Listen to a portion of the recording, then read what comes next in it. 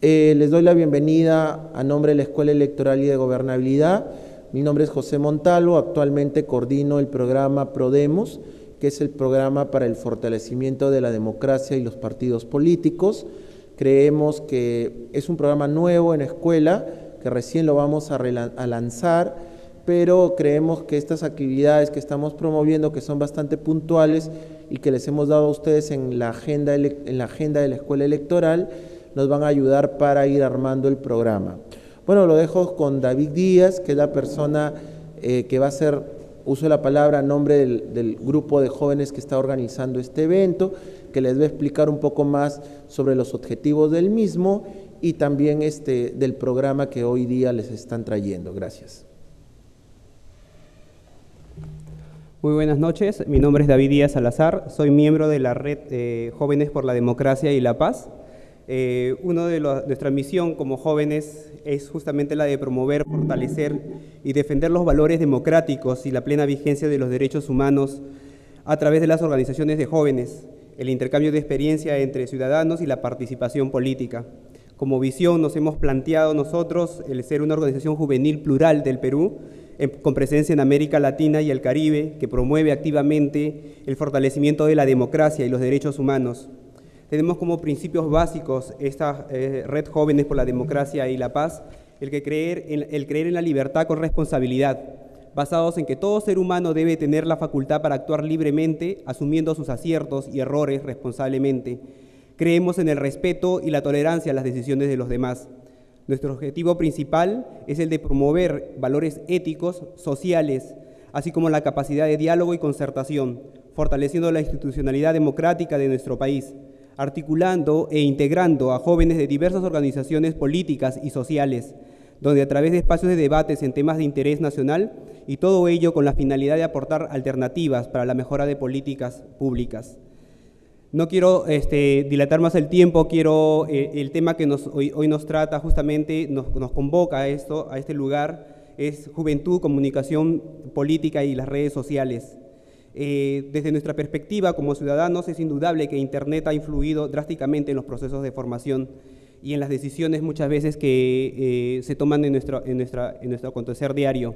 Noticias que un simple comentario se vuelve tendencia, o palabras nuevas como por ejemplo Facebook, Twitter, Trending Topic, tuitear, han aparecido en nuestro vocabulario. Este es uno de los temas que nos convoca en esta primera mesa. Está con nosotros el moderador Luis Ponce, que es abogado y periodista Juris Doctor en Derecho por la Universidad de Puerto Rico, licenciado en Relaciones Internacionales por la Georgetown de Washington, D.C., y cuenta con experiencia en académicas y profesionales a nivel internacional y es gerente también de Strategies Consultories. Quiero dejarlos con ello para que pueda presentar a su invitado. Adelante, Lucho. Gracias, David. Muy buenas noches con todos, con todas. Es realmente un privilegio estar con todos ustedes hoy acá viendo este tema, ¿no?, tan fundamental ahora que se vienen, ¿no?, las elecciones regionales, municipales en el 2014 y en el que los jóvenes indiscutiblemente somos protagonistas. Me gustaría invitar a la mesa al joven Cristian Peralta, ya habíamos compartido mesa anteriormente. Bueno, gracias, Cristian. Cristian es administrador y community manager de la Escuela de Formación Política La Junta y pues tiene un blog llamado Binario, también quizás nos hablarás hoy algo de él, y ha sido reconocido como uno de los blogs más leídos en el Perú. Como había mencionado, ¿no?, habíamos compartido hace un mes una mesa también en el que presentó la Escuela de Formación Política La Junta, unos chicos muy activos, y bueno, quiero que recibamos a Cristian con un fuerte aplauso de bienvenida, por favor.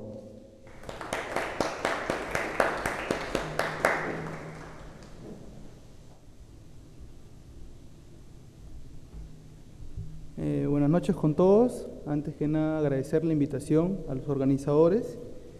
Y bueno, el tema es preciso en la Junta es una escuela de formación política y nosotros abordamos varios temas. En la perspectiva de superar el neoliberalismo, hacemos una fuerte crítica respecto al neoliberalismo y proponemos la construcción conjunta de un modelo alternativo. Entonces, entre todos los temas que hemos abordado en la Escuela de Formación Política de la Junta, en esta segunda escuela, En mi caso, me tocó justo exponer el tema de las redes sociales, y esta es una modificación para la ocasión de lo que expuse en la Escuela de Formación Política de la Junta, que es el uso político de las redes sociales. Y bueno, esta gráfica inicial precisamente quiere explicar este nexo entre la política y las redes sociales, que es el contacto de la calle, como dice, sal de las redes y ven a la calle, te necesitamos. Porque ese es el uso que al menos consideramos apropiado para al uso político de las redes sociales, vincular el hecho político a las acciones en las calles con la difusión en un espacio que es una herramienta de las redes sociales como Facebook, Twitter, entre otras. Pero antes que empezarles a hablar de Facebook, Twitter, los trucos o las menciones, es preciso, creo, considerar importante las formas de comunicación, las teorías de la comunicación, porque de ahí parte todo. Debemos empezar con las teorías de la comunicación y de ahí abordamos y de ahí llegamos al aspecto específico que es el uso de las redes sociales. Y las redes sociales son, como lo pueden darse cuenta, que son herramientas que nos permiten difundir mensajes, noticias, información. Entonces, pero para comprender el uso político de las redes es necesario conocer primero acerca de las teorías, lo que les comentaba hace un momento, y vamos a empezar por ello. La comunicación de diferentes corrientes de pensamiento genera producción de medios de comunicación e información distinta que se diferencia hacia quién está destinado, el enfoque de la noticia, cómo está organizado todo esta generación de información, entre otros aspectos. Y hay ideas dominantes sobre lo comunicativo e ideas alternativas que luchan por darse a conocer y expresar su quehacer. Y aquí ya vamos a empezar desde el enfoque particular, que es de las tensiones, que por lo general siempre escuchamos ideas dominantes porque se refuerzan a través de los medios de comunicación hegemónicos, los grandes medios de comunicación de masas. Entonces, maneras en que se concibe la comunicación generan resultados diferentes tanto en audiencias, en el público que recibe la información, como en quienes producen, el periodista, el comunicador social. Y este tema no se escapa a las ideologías y debates sobre la sociedad existente y la posible. Hay organizaciones populares que suelen tener actividades que intentan difundir su pensamiento, expresarlo y hacerlo saber a los demás en la búsqueda de hacerlos masivos, pero por un futuro mejor, y es ahí donde aparece la comunicación como un elemento de debate. La comunicación en términos de forma, que es lo que habitualmente se suele abordar o profundizar en talleres, en informaciones de redes sociales, porque nos hablan, por ejemplo, cómo difundir mejor, qué color debe ir, qué hashtag utilizar, qué colores, tipo de imágenes, cómo debe ser editado el video. Es un aspecto importante, no es la intención mía negar esta importancia. Sin embargo, no es el todo, es solamente un aspecto. Y es justamente, si vamos a hablar de comunicación política, tenemos que verlo en términos más globales y abordar otros aspectos que ahorita voy a mencionar. La comunicación en términos de forma es importante, lo que les decía hace un momento, pero lo que también comunicaba hace un instante de la comunicación hegemónica tiene unas formas de hacer las cosas, una metodología, y se enfrenta con comunicación gestada en las luchas sociales, organizaciones populares, cuyo objetivo es transformar las actuales relaciones, porque hay la tensión de que yo tengo una demanda, por ejemplo, una organización X tiene una demanda, pero no sale en la televisión, ¿por qué no sale? Entonces, ahí entra en tensión. Entonces, y es que ahí, primero a veces partimos de la crítica, se quejan, pero después pueden surgir nuevas formas alternativas, como en las redes sociales se crean mecanismos de comunicación, páginas Facebook, páginas web, blogs, Twitter.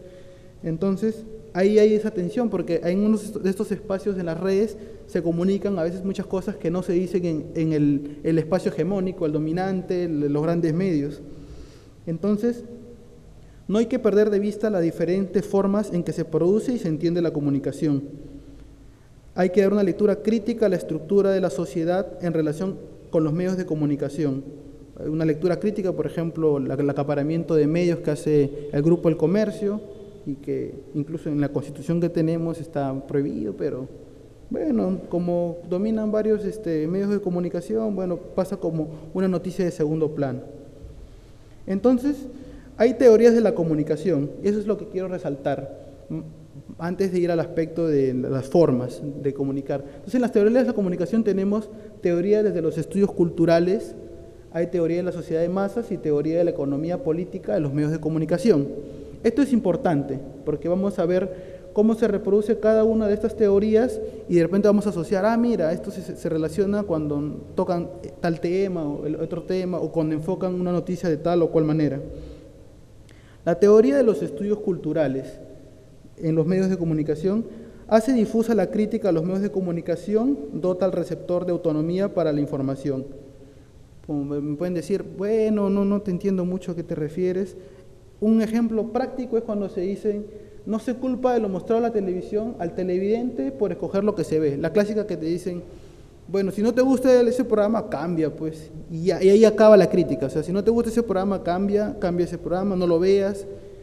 Se habla de diversidad televisiva, bueno, si no te gusta, lo mismo que decía, deja de lado el gran poder de la publicidad. No se enfoca en que tú digas, el que está financiando en publicidad este programa, entonces, por lo tanto, si Telefónica financia este programa concurso o este canal de televisión, es muy complicado que en un programa dominical, por ejemplo, me saquen un informe contra la millonaria deuda que tiene Telefónica. Entonces, la teoría de los estudios culturales es que si yo digo, no, está mal ese canal, bueno, no lo veas, cambia de canal, no te quejes. Entonces, mayor preocupación por la actitud y el lenguaje, o sea, las formas, que en comprender la realidad social de un contexto de desigualdad y conflicto. Acá siempre nos hablan esta es la forma de resumirlo, el emisor primero debe conocer la cultura del receptor para luego transmitir el mensaje. O sea, si a la gente le gusta esto es guerra, combate, le gusta esos tipos de programas, eso es lo que le gusta, entonces el emisor tiene que adaptarse a la cultura de las personas y darles lo que ellos piden. Entonces, ellos lo que quieren, este programa de rating, entonces, bueno, hay que adaptar.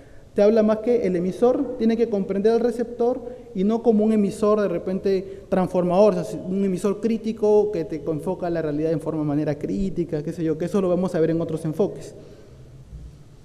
Entonces ahora pasamos a la teoría de masas, los medios de comunicación como actores de la escena social. Los individuos se acoplan a los dictámenes de la masa, la posibilidad de controlar la masa e incidir en sus necesidades, en su voluntad. Preocupación fundamental, la influencia que los medios ejercen en la población, influenciado por el conductivismo y el psicoanálisis. Esto hablamos en aspecto de que hay diversas formas, por ejemplo, de que yo digo, si pasamos constantemente un mensaje X dicho de distintas maneras, vamos a condicionar para que la persona crea que eso que se está diciendo es correcto.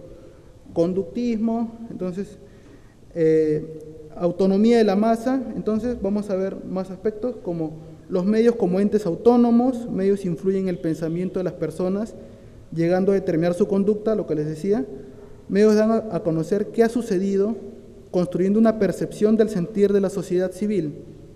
Medios no necesariamente construyen la opinión pública, pero sí la influencian de manera significativa, que básicamente es la idea que predominantemente está en nuestro país. O sea, los medios, como se dice, el cuarto poder. Entonces, aquí tenemos los medios de comunicación en una gráfica. A través de los medios de comunicación genera un estímulo a las masas que conllevan una respuesta pública manipulada de los medios, puede ser, y una lógica común.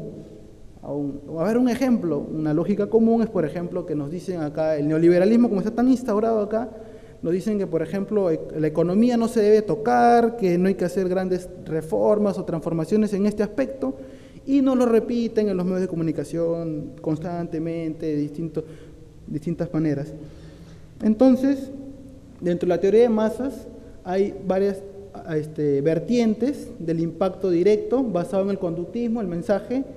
Teoría de la influencia selectiva rechaza que toda información que no es afín con su forma de comprender el mundo. Quiere decir de que acá se hace una crítica a la anterior en el sentido de que, por ejemplo, a veces me pueden pasar 1000 veces este combate, esto es guerra, pero a mí no me influencia. O sea, no necesariamente va a influenciar de que yo me comporte de esa manera. Entonces, de ahí en la teoría de las funciones nuevamente retorna al conductismo. Medios podrían no condicionar lo que piensa la gente, pero sí en qué piensa.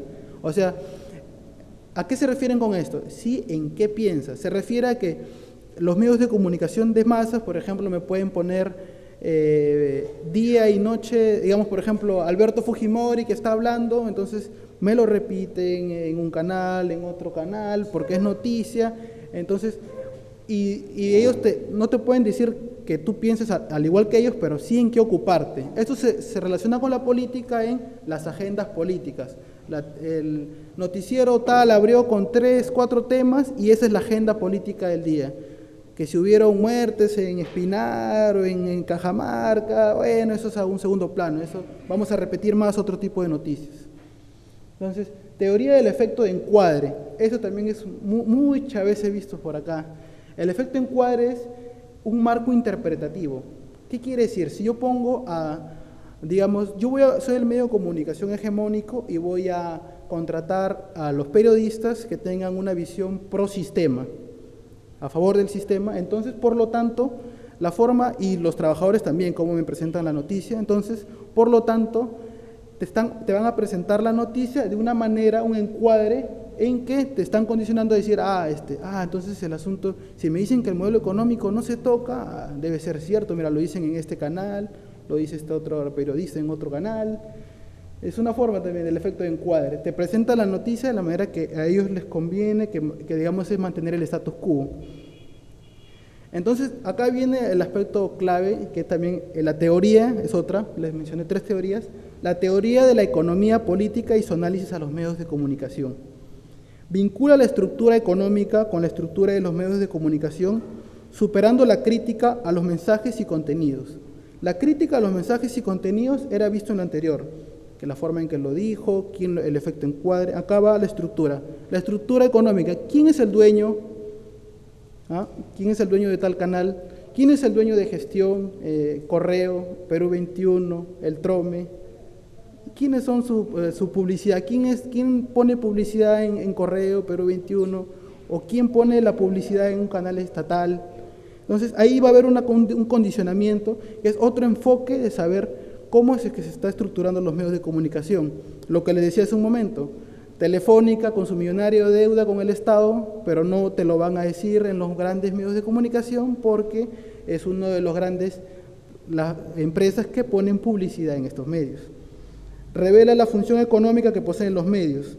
Es ver a los medios como una industria que produce programas, publicidad comerciales y tiene un mensaje, una intencionalidad del sector o una clase dominante, como se quiera ver. Entonces, la teoría política y su análisis la podemos resumir, digamos, en esta gráfica. El poder económico y político, pueden ser transnacionales, poder político, los partidos políticos, el gobierno, gobiernos extranjeros, que también es clásico Estados Unidos, que hace injerencia en otros países, eso también voy a abordar más adelante. Y es el poder político, económico y la comunicación como una industria que genera una mercancía y su objetivo es que la sociedad acepte este modelo aún en contra de su bienestar. O sea, como que ya no es parte de la realidad, hay que aceptarlo. Bueno, entonces esta es una gráfica que lo hizo un periodista de las redes. Por ejemplo, el diario El Comercio, el grupo El Comercio en diario, 78% de concentración de medios. Y bueno, y Carlín, desde la República, también es una forma de abordar desde la economía política este aspecto. O sea, ¿quién es el dueño? ¿Qué medios maneja? Entonces, y bien, haciendo toda esta breve introducción de comunicación política, recién vamos a lo que son las redes sociales. Porque en las redes sociales vamos a ver quiénes financian tal grupo. Porque pasa, por ejemplo, USAID de Estados Unidos, la agencia de cooperación, entre comillas de USAID, financia, por ejemplo, movimientos de desestabilización de gobiernos progresistas o simplemente desestabilizar gobiernos que están en contra o que están contra los intereses del mismo Estados Unidos. Eso está documentado en un libro que lo tengo acá a mi costado, que es USAID, NET y la CIA, la Central de Inteligencia de Estados Unidos. Entonces acá, porque yo puedo tener bonitas páginas en Facebook, muy decoradas, y miles de seguidores, pero, ojo, puede ser bonita la página, pero ¿quién financia? ¿Quién está detrás de estas páginas o de estos movimientos? Eso invito a que ese libro está en internet a libertad de descargar, USAID, NET y CIA, la agresión permanente. El libro está para descargar. Es importante porque ahí habla cómo, por ejemplo, en esto de los poderes, poder político, económico, cómo Estados Unidos, a través de estas agencias de fachada, contrata, por ejemplo, o financia movimientos juveniles para que ingresen a las redes sociales. O sea, ahí está el nexo, porque vamos a decir, ¿me estás hablando de política o redes sociales? Ahí vamos a hablar, pues, ahí habla de cómo las redes sociales también es un aspecto que le importa a los poderes políticos, económicos. Entonces, y bueno, entonces, esto es ya para profundizar, porque esto es ya cómo utilizar las redes sociales en los movimientos sociales, cómo aprendo Twitter, por ejemplo, acá hay un video. Las diapositivas las voy a dejar acá y también al final voy a dejar un enlace. Cómo aprendo a utilizar Twitter, que es, por ejemplo, ocuparnos en las formas. Y aspectos importantes para el uso de Twitter. Aquí algunos tips cuando uso Twitter. Decir mucho en pocas palabras, una contradicción, decir mucho en pocas palabras porque tengo la limitante. Usar los hashtags, los temas existentes para referirse a temas. Por ejemplo, acá en Perú un hashtag muy conocido es el toma la calle, hashtag toma la calle, por ejemplo. Hashtag para, por ejemplo, si quiero levantar un tema específico, hashtag Michi y el tema que quiero levantar. Interactuar con otros usuarios, es decir, comentar lo que publican otros usuarios de Twitter, aquí uno sigue, @ el usuario, el periodista X, y avisarle de repente que hay una manifestación a las 6 p.m. en Plaza San Martín, Plaza 2 de Mayo, toma la calle. Bueno, y el Facebook, también acá, cómo utilizar el Facebook, una introducción para ya ampliar, encuentran en este video. Aspectos importantes para el uso político de Facebook. Crear o incorporarse en grupos temáticos y compartir información, contenidos e interactuar. En Facebook existen grupos temáticos.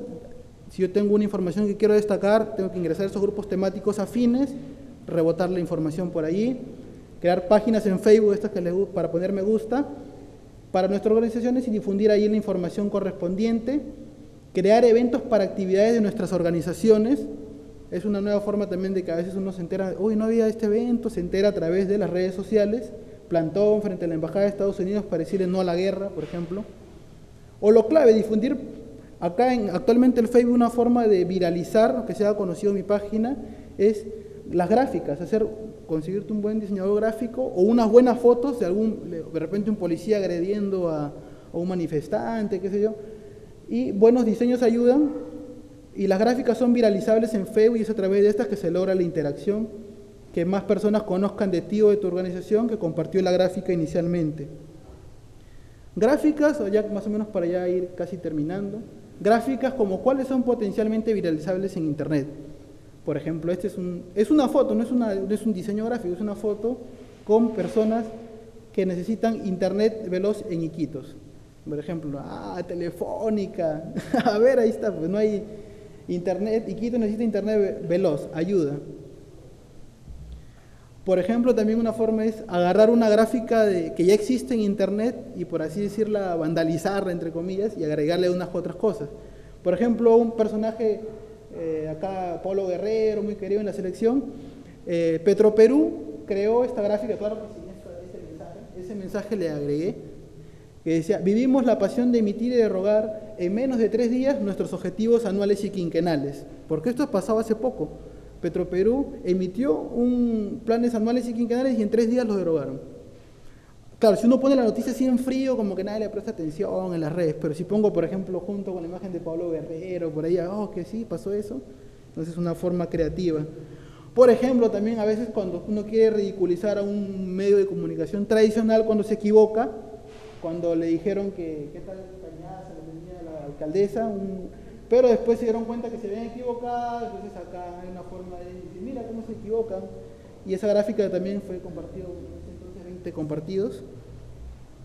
O por ejemplo Aldo Mariatti, ya se va a confrontar con no al bullying en nuestras escuelas, si ponen Aldo Mariatti de niño, si no vas a contribuir a la creación de resentidos sociales como él. La producción de videos también, porque también redes sociales implica el uso de YouTube, Vimeo, páginas, pero acá más conocido es el YouTube, que eso es por ejemplo el caso de la comunidad Perú, del video que creó Luis Torres Montero, un comunicador, digamos, de contrainformación, y ganó un premio de bloggers a nivel internacional del mejor video ciudadano, que habló sobre, él con su cámara editó videos sobre las movilizaciones por 28 de julio, y también es interactuar, hacer televisión por internet, como la que, por ejemplo, acá están transmitiéndolo en vivo. En el caso particular, nosotros, por ejemplo, nos invitan a conducir un programa en Radicales Libres, en el caso mío que estoy ahí a un costado, y entrevistar a las personas que tienen visiones diferentes a la hegemónica, a lo tradicional. Por ejemplo, ayer entrevistamos a Yaret Solís y a Luis Torres Montero, que ganó el premio del anterior video que mostré, y entrevistamos acerca del colectivo Dignidad, que es una página de contrainformación en Facebook que tiene más de 450.000 me gusta. Entrevistamos a él, entrevistamos a Luis Torres Montero, y ahorita estamos haciendo proyectos para hacer más televisión por internet. Y antes de llegar al mensaje final, quiero compartir por acá algunas grafiquitas. En el uso del Facebook las gráficas son importantes. Y acá, por ejemplo, les quiero mostrar algunas gráficas creativas que hemos lanzado entre los últimos 6 meses. Ministros Castilla y Merino hacen adjudicaciones a dedo, por ejemplo. Ese es un escándalo si sucediera que no lo hicieran ellos, lo hicieran, qué sé yo, cualquier persona común, otro funcionario. Pero ¿y tú te enteraste? No. ¿Por qué? Y ahí tenemos que regresar a la comunicación política, quién es el dueño de los medios, por qué el poder político económico, pero hacen contratos a ellos, está sucediendo ahora, y nadie se ha enterado, no es primera plana. Por ejemplo, acá era una crítica, porque estos son los memes, así que quieres alianza táctica con APP de Acuña, eso era para la izquierda, digamos, el Frente Amplio, que querían hacer alianza táctica para las elecciones municipales. Dime qué se siente saber que ellos quieran bajar al procurador anticorrupción. O sea, si tú eres de izquierda, estás contra la corrupción, y luego quieres hacer una alianza táctica con alguien que está en contra de la corrupción. Entonces, una forma, en vez de escribir todo ese rollo, una forma entendible, con unas gráficas amigables. Entonces, acá hay gráficas, por ejemplo, de Atilio Borón denunciando bases militares en Perú. Avión de la Fuerza Aérea de Estados Unidos transportó 24 toneladas de cocaína a Miami, no fue titular. Qué bacán, salió por Telesur. Bueno, acá hablamos jueves de pavita, vamos al paro nacional. Beto Ortiz, cuando estaba haciendo al APRA, estaba haciendo de que salga al agua personajes vinculados a la corrupción, bueno, crearon esta gráfica, 534 veces compartido. Detergente Beto Ortiz, y qué sé yo. Bueno, acá las clases que hacíamos. Contrato a dedo y hago lo que quiero, jugando con soy soltero y hago lo que quiero, esas cosas. Bueno, acá es a nivel de Venezuela, se enteraron de que en las elecciones de cuando estaba Hugo Chávez vivo, había Capriles salido un montón de veces, no lo dijeron acá, pero cuando fue a la inversa sí nos lo dijeron y nos lo repitieron un montón de veces. Feliz día del periodista, son los sinceros deseos, Grupo El Comercio, eso es una igualdad. Ley de comunicación en el Ecuador y de Perú, la comparativa. Y eso también fue compartido 192 veces, eso hace poco. Capriles ofrece subir sueldos de golpe a un 40%, pero por si acaso no es populismo, ahí sí. Bueno, Castilla, plantón contra Alan García, no salió en la televisión. Policía represora del Perú, una buena foto. Nosotros hubiéramos indultado a Fujimori, no fue escándalo, lo dijo el PPC. En Venezuela, cuando supuestamente habían quemado ánforas y sin embargo habían utilizado imágenes que eran pasadas, del 2006-2008. Bueno, piden que me quedé sin dinero, me quedé sin chamba, etcétera, etcétera. Y bueno, ya con eso doy por finalizado la exposición. Acá está el mensaje final, las diapositivas, lo que he expuesto. Está disponible para descargarse acá, que es la dirección larga o la dirección corta en la segunda. Teoría de la comunicación, un documento, nos pueden encontrar la Junta en Facebook, y el Facebook personal, y el Twitter, el mío, el personal. Bueno, eso es todo y gracias por la invitación. Muchas gracias, Cristian. Al final, ¿les parece que al final, luego que también Tercero haga su presentación, hagamos una sesión de preguntas para integrar ambos exponentes y luego dar paso a la segunda mesa? ¿Está bien? Tengo ahora a Cristian.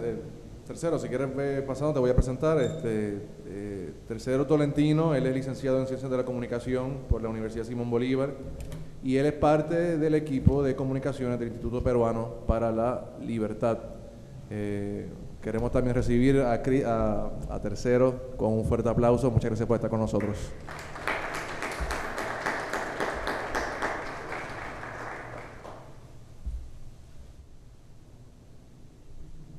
Bien, de todo, buenas noches. Un gusto estar con ustedes en esta oportunidad para poder hablar sobre este tema importante, las redes sociales. No voy a ahondar un poco el tema del origen o de lo que significa el Facebook o el Twitter u otras plataformas virtuales de comunicación, porque seguramente ustedes conocen mucho del tema. Lo que básicamente quiero enfocar es cómo de manera práctica nosotros los jóvenes aplicamos esta herramienta o utilizamos esta herramienta, ¿no? Las redes sociales. A ver, una pregunta así para más o menos conocer el público. Levanten las manos los que tienen cuenta en Facebook. Todos tienen Facebook. ¿O quién? ¿Y todos los que tienen Twitter? ¿Todos tienen Twitter? Algunos por ahí no levantan, ¿no? No tienen Twitter todavía, ¿no? De alguna forma podemos ver que algunos todavía no están dentro de este público que se mueve bastante, es muy dinámico, ¿verdad? Ustedes ven el Twitter, el Facebook, cómo se mueve, cómo el público se expresa de manera diferente a lo que lo hacía hace 10 años, ¿verdad? Entonces nosotros, quienes hablan pertenece al Instituto Político para la Libertad, como bien mencionaba Luis, y nosotros anualmente realizamos un evento que se llama Universidad de la Libertad. Y este evento ciertamente lo promocionamos con muchos meses de anticipación, haciendo invitaciones justamente por estas redes sociales, ¿no? El Facebook y el Twitter, y también los canales que existen, en este caso el YouTube. Y eso es de manera práctica. Y eso es lo que estamos programando también en este año, en esta edición de la Universidad de la Libertad. Y sobre eso quería comentarles un poco para que ustedes conozcan y a lo mejor puedan sumarse a esta iniciativa que se llama Universidad de la Libertad. Y justamente de eso quiero hablarles. Es un programa de entrenamiento, como bien menciona la diapositiva, que busca promover la participación de los jóvenes, ¿no? Con jóvenes que estén comprometidos con los principios de la libertad, la democracia. Eso es Universidad de la Libertad, que realizamos cada año, y este año también lo tenemos. ¿Y qué buscamos? Buscamos constituir espacios de desarrollo de los jóvenes para que puedan desempeñarse, para que puedan expresarse abiertamente sobre un determinado tema. Y este año también tenemos un tema especial. Buscamos que los jóvenes participen, conozcan sobre temas de libertad de expresión, de propiedad privada, ¿verdad? Entonces, ¿cómo se desarrolla la Universidad de la Libertad? Tenemos talleres de trabajo, conferencias, tenemos dinámicas, y dentro del programa también presentamos un concurso de speech, de mejor speech sobre la libertad. Hay un espacio de 3 minutos que tiene cada participante y exponen sobre el tema de la libertad. Y luego hay un ganador ciertamente, ¿no? ¿A quiénes va dirigido esta convocatoria? A jóvenes estudiantes, ciertamente, de las universidades, de los institutos públicos o privados, a miembros y líderes de organizaciones, como seguramente hay aquí, y a todos los que ejerzan algún tipo de liderazgo en su comunidad. Y la Universidad de la Libertad se llama en esta ocasión el poder ciudadano y el rol de la democracia liberal. ¿Por qué? Porque necesitamos que los ciudadanos se empoderen, porque los ciudadanos se pronuncien, expresen sus ideas, sus inquietudes, ¿no? Y de esa manera podamos garantizar sobre una sociedad democrática, ¿no? Para que nuestros gobiernos autoritarios puedan tener esa limitante que a veces falta, ¿verdad? Es con esos criterios que estamos presentando la Universidad de la Libertad de este año. Este es el banner que ya tenemos justamente en la red de Facebook, en el fanpage y también el perfil de Facebook que tenemos, y estamos interactuando con los jóvenes que están interesados en influenciar en su comunidad, influenciar en la sociedad, ¿no? Estos jóvenes líderes que utilizan las redes sociales justamente de manera práctica, como les mencionaba al inicio, ¿no? Entonces, a los interesados pueden entrar a la página iplperú.org y llenar una ficha de postulación. Bueno, aquí mencionarles también a unos eventos anteriores, o las ediciones anteriores de la UDL, y unas fotos referenciales sobre esta actividad. Bueno, es básicamente lo que quería mostrarles a todos ustedes para graficar un poco de manera práctica cómo los jóvenes pueden incluirse en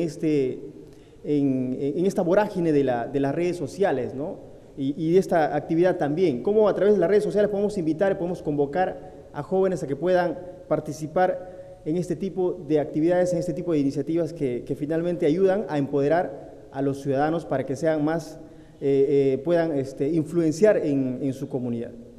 Muchas gracias. Muchas gracias, tercero. Bueno, antes de quizás de iniciar una ronda de preguntas, me gustaría aquí tener una especie de conversación, ¿no?, entre nuestros expositores, porque creo que aún no sé si les queda a ustedes claro, ¿no?, cuáles serían estas buenas prácticas, ¿no?, que se titula esta parte de la actividad, ¿no? Entonces me gustaría, no sé si Cristian y luego tercero pudiesen ver cuáles son esas buenas prácticas que realmente deben tener los jóvenes para integrarse a la política usando las redes sociales, y de sus experiencias. Yo sé que Cristian nos ha presentado algunas de sus memes, de sus videos, sus colaboraciones, pero quizás cuestiones más concretas, ¿no?, de cómo la activación a través de estas redes efectivamente llega, ¿no?, a sentirse en las calles y definitivamente podría luego también influir, ¿no?, en la toma de decisiones de ciertos organismos gubernamentales, llámese el Congreso, llámese, ¿no?, diferentes instituciones públicas, ¿no? Así que, no sé, pongo esa pregunta, observación sobre el tapete para que tanto tercero como Cristian nos comenten. Sobre el uso de las redes sociales, o buenas prácticas en las redes sociales, un caso concreto que tenemos hace poco es el toma a la calle por el tema de la repartija. Fue una movilización que surgió de indignación juvenil, coordinación a través de Twitter, Facebook, se lanzó la convocatoria y hubo la participación. Lo importante a mi criterio, que es el tema de unas buenas prácticas, es, digamos, tener conciencia o estar al tanto de las noticias, organización, y creer que no solamente tú solo puedes hacer las cosas, sino en colectivo, porque, digamos, puedo tener yo alguna observación o crítica sobre determinado tema político, pero si estoy solo por ahí, pero si nos activamos colectivamente, interactuamos en las redes, se pueden lograr grandes cosas. En este caso se hizo retroceder en este tema de la repartija, pero todavía hay tantos otros temas como esa contratación a dedo y que está pasando así bien por lo bajo. Entonces, el buen uso, en el caso particular, en especial el mío, yo me involucré en política a través de las redes. Primero estuve activando, buscando por internet, y ahí fue poco a poco mi involucramiento, ya de salir, como decía en mi gráfica inicial, de las redes a las calles. Tiene que haber una interacción entre ambas situaciones, organización, no creer que las redes lo son todo, son solamente un medio, coordinar espacios así de conversatorios como los de acá, con organizaciones afines a las causas en que creemos, y eso llevarlo con alguna estrategia de comunicación general y pasarlo esto a las redes, a las calles, a las redes, a los espacios que corresponden. Yo pienso que esto del buen uso es relativo, ¿no? Buen uso, para Ollantaytamala, es un mal uso que los jóvenes tomen la calle, por ejemplo, ¿no? Están utilizando mal las redes sociales, puede decir. Fidel Castro dice, están utilizando mal, ciudadanos, por favor no ataquen contra mí y con mi régimen dictatorial, ¿no? Eso es, Hugo Chávez, que en paz descanse también, ¿no? Se molestaba cuando utilizaban los ciudadanos la plataforma para comunicarse y unirse y protestar, ¿no? Entonces es relativo. La plataforma está.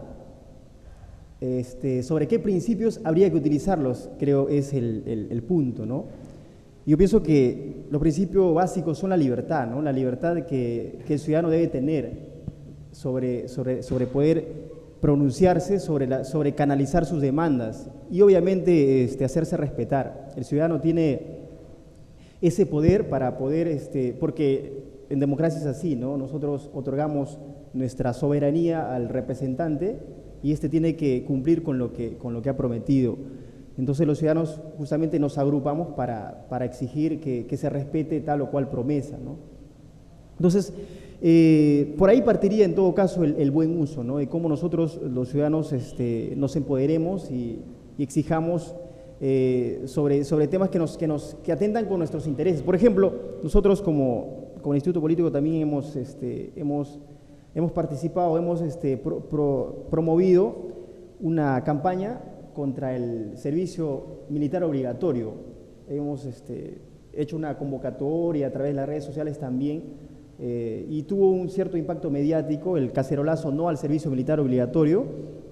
Y sí, ¿no? Tuvimos varios colectivos que se sumaron a la causa y también repercutimos porque de alguna forma el gobierno tuvo que dar marcha atrás a esa propuesta que violaba las libertades de los jóvenes, ¿no?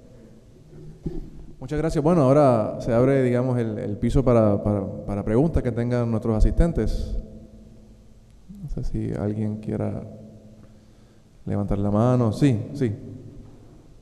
Micrófono. Yo creo que, aportando a lo que se pregunta, ¿no? Una buena práctica del uso de las redes sociales, mucho más allá de que la considere, ¿no?, en cierta medida elitista, porque el Internet no llega a todos, ustedes son muy conscientes de eso. Es muy difícil llegar a la gente que verdaderamente uno querría llegar, pues. Yo creo que del principio rector debería ser la veracidad, porque cuando uno comparte una cosa, como ha mostrado muy claramente Cristian, que muchas veces hay malintencionamiento, mala fe. Yo comparto una imagen que es pasada para hacer creer una cosa, entonces eso para mí es una mala práctica. Una buena práctica debería ser, antes de publicar algo o antes de soltar cualquier información, verificar exhaustivamente la fuente, verificar si es real, si no ha sido trucado, quién lo dice, ¿no?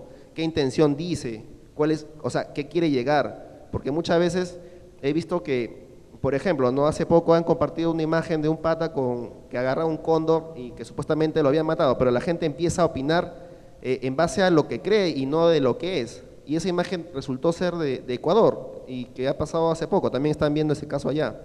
Entonces, a veces yo creo que es una responsabilidad del emisor también advertir de que antes de lanzarse a opinar o a juzgar muchas veces a personas, hay que investigar, pues, porque hay cosas que no muestran, pues.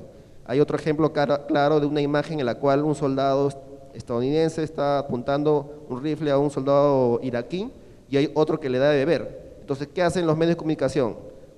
El de los Estados Unidos borra al que le apunta al arma, pero el otro lado, los islamistas, borran al que le da el agua. Entonces, nosotros, si no investigásemos, creeríamos muy mal y lo que haríamos sería potenciar un efecto pernicioso en la comunicación. Yo creo que sería, digamos, útil ubicarnos no solo en eso, sino en cómo pasar de la comunicación en las redes a la influencia en la vida real, pues. Quiero retornar, ¿no?, al comienzo lo que dije, de que los que nosotros querríamos llegar, que son los jóvenes que en verdad necesitan. Hay gente que no accede al Facebook y se accede al Facebook para, digamos, comunicarse para un tono o algo así, pero no accede para cosas que verdaderamente le podrían ayudar. Pues hay muchas ofertas de becas, hay muchos programas, hay muchas cosas que se pueden hacer y que los jóvenes que en verdad carecen de recursos o que sus medios en sí son, digamos, perniciosos, lo necesitan. Pues yo creo que ahondar un poco más en eso para poder, digamos, apoyar en el desarrollo del Perú, porque yo creo que el desarrollo no solamente es una cuestión económica, también es una cuestión social. Eso es todo. Muchas gracias. Sí, aquí el joven, Víctor, aquí el joven tiene una Yo lo que quería decir es que las redes sociales muchas veces se publica un tinglado sin confirmar, y debería de haber una especificación en lo que es fuentes, porque sucede que hay muchas fuentes, pero falta discernir cuál es la fuente fidedigna, cuál es la fuente clave, cuál es la fuente legítima, cuál es la fuente que en verdad llega al asunto y no se va por la tangente, no se va por... ¿no? También quería decir de que en las redes sociales muchas veces se deja de lado los temas principales y se pasa a ahondar sobre la vida privada de las personas, y al ahondar de la vida privada de las personas se deja de lado los temas principales, como por ejemplo la política actual, el Caliwarma, el cierre de gobierno de los Estados Unidos, la legalización de los inmigrantes en Estados Unidos, el ataque a Siria, la intervención a Siria, y se ponen estados superfluos o estados que no vienen al caso, que no son de importancia para la ciudadanía. Las redes sociales pueden hacer un factor, pueden tener un factor educacional, pueden tener un factor educacional en lo que respecta a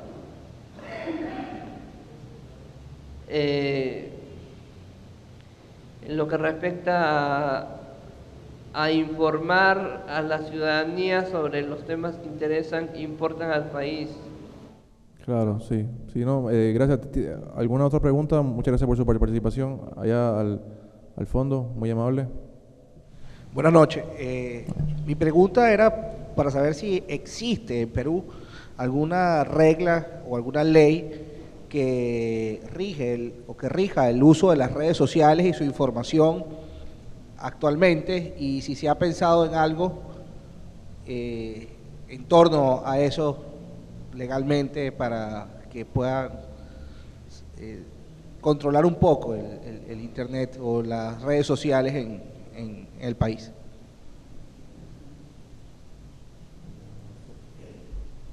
Legalmente no hay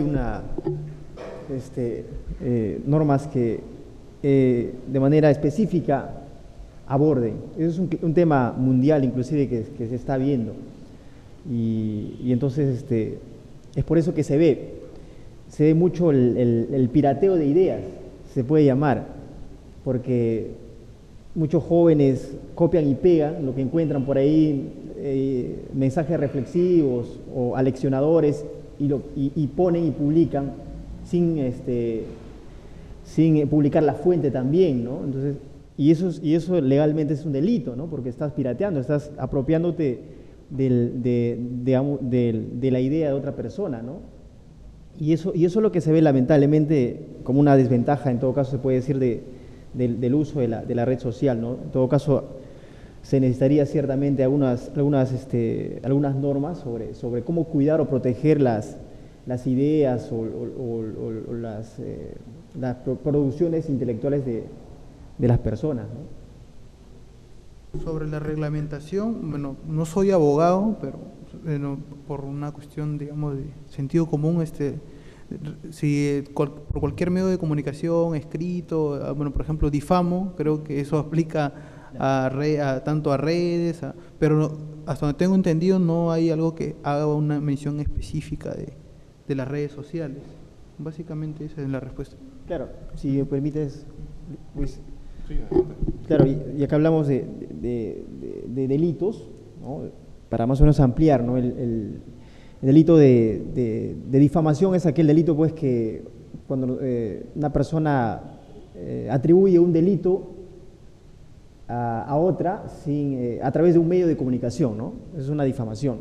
Y la calumnia es también atribuir a alguien, pero sin utilizar un medio de comunicación, para explicarlo así de manera práctica. Y la injuria, pues, es insultar, ¿no? Abiertamente a otra persona. Bueno, eso también se aplicaría, como bien dice Cristian, en este caso en las redes sociales, ¿no? Muy bien, creo que damos por terminado esta parte. No sin antes me gustaría, hemos repartido unos trípticos de unos talleres que se están realizando todos los sábados en la UPSI, aquí mismo en el Girón Talara. Y precisamente este sábado va a estar con nosotros Luis Torres Montero va a estar con nosotros, y también va a estar la directora del Instituto de Comunicación Política para el Perú, que es la señora Cecilia Eim Saavedra. El tema va a ser redes sociales como herramienta para la construcción de la democracia, ¿no? Los invitamos, la entrada es libre. Si quieren optar por el certificado, en el tríptico están los precios para optar por el certificado. Va a estar muy interesante. Así que, bueno, le quiero pedir nuevamente y agradecer a Tercero y a Cristian por su comparecencia, a ustedes por sus preguntas, y para cerrar esta parte, un fuerte aplauso a nuestros invitados, por favor. Muchas gracias. Gracias, Luis, por haber dirigido esta mesa. Gracias también a Tercero Tolentino y a Cristian Peralta. Los invitamos, por favor, a tomar asiento y vamos a dar paso a la segunda mesa. Yo quiero mencionar algo con el tema que hoy nos convoca. ¿Recuerdan ustedes qué pasó el día miércoles 19 de octubre del 2011? Que a lo mejor yo sé que nadie lo recuerda. ¿Qué pasó ese día? Ese día la primera dama tuiteó lo siguiente: tan difícil es caminar derecho. Y solamente esa frase dio paso a que se hablara toda una semana en los medios de comunicación, radiales, televisivos y escritos, con respecto a lo que en ese momento venía sucediendo. Pues bien, la mesa número 2 va a tratar el tema uso de la comunicación política en campañas electorales. Está ya con nosotros en la mesa Fiorella Manchego. Ella es bachiller de Biología por la Universidad Nacional de La Molina, es miembro de la red de jóvenes afrodescendientes Ashanti Perú, y ella nos va a presentar a su invitado el día de hoy. Adelante, Fiorella. Bueno, muy buenas noches. Buenas noches, Juan, Daniel. Como lo dice nuestro presentador, yo, Fiorella Manchego, vengo de la red de Ashanti Perú. Bueno, como integrante de la red de jóvenes afroperuanos, considero que esta charla es muy importante porque nos muestra muchas herramientas súper útiles tanto para la difusión. En nuestro caso, nuestra finalidad como agrupación es combatir el racismo y la discriminación, ¿no?, hacia los afrodescendientes afroperuanos, ¿no?, y también con ello generar una activación de todo el grupo juvenil afrodescendiente para que nosotros nos pongamos en la mesa la problemática de la invisibilidad, porque el Estado nos tiene invisibles. Entonces, nosotros tratamos de combatir esto a través de muchas estrategias, dinámicas y charlas hacia las mismas poblaciones afrodescendientes a nivel nacional. Y uno de los logros que hemos podido tener durante este año ha sido el primer taller de jóvenes líderes afroperuanos y también el primer Congreso Nacional de Afrodescendientes. Entonces, bueno, motivada por este tipo de charla, voy a presentar aquí a nuestro compañero Juan Daniel Tapia Lizardo. Él es de Venezuela, exsecretario de Juventudes del COPEI Venezuela y miembro del Comité de Movilización Simón Bolívar de Enrique Capriles.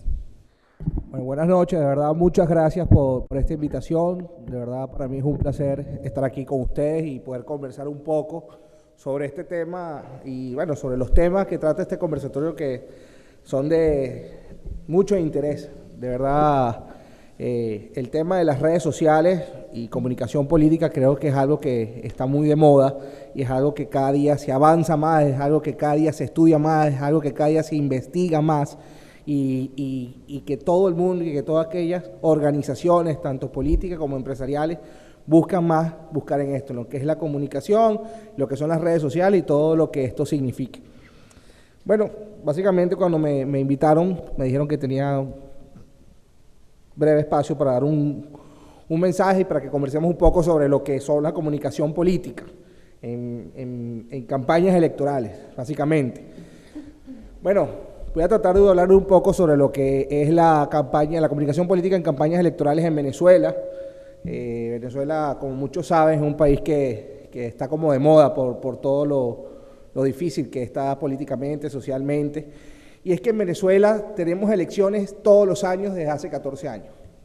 Desde el 99 hasta ahorita, todos los años hay un proceso electoral de suma importancia y esto nos ha llevado a que el país y la vida ciudadana y la vida económica y la vida social y la vida de todos gira en torno a unas elecciones políticas, a unas elecciones, y esto ha ido llevando a que nos involucremos y que la sociedad civil, que decía que no se involucraba en la política, tuvo que involucrarse no porque le gustaba, sino porque la política y las elecciones se involucraron en su vida. Entonces estas personas tuvieron que evolucionar y entrar a ese juego y entrar a lo que estaba pasando y vamos a ir un poco hablando. El venezolano común en el año 99, o el año 2000, 2001, 2002, él decía que él era político porque no le interesaba. Y la gente apolítica es que, bueno, que poco le interesa lo que pasa en el país, ellos llevan su mundo, ellos llevan su vida, ellos llevan su actividad, ¿ves? Pero, lamentablemente, un proceso, cuando te cambian todo un sistema político, como pasó en Venezuela, un sistema social, esto lleva a que la comunicación empiece a ser primordial para nosotros. Una persona que decía que la política no le interesaba, pero cuando vio que las políticas del Estado empezaban a interferir en su vida, empezó a buscar información sobre qué es lo que estaba pasando, qué está sucediendo. Vinimos una nueva constitución, vino un nuevo proceso político, cambiamos la constitución, cambiamos las estrellas, cambiamos el escudo, cambiamos la bandera del país, se crea y se acaba el Congreso, se acaba la Cámara bicameral en el gobierno, en el Congreso. Ahora ya no son senadores y congresistas, sino que solamente son congresos.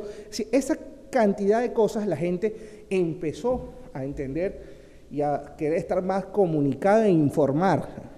Comunicar e informar más lo que pasa. La comunicación política actualmente es algo que tiene que ser manejado en muchos aspectos. Primero, ¿qué es lo que se quiere transmitir? ¿Cómo se quiere transmitir?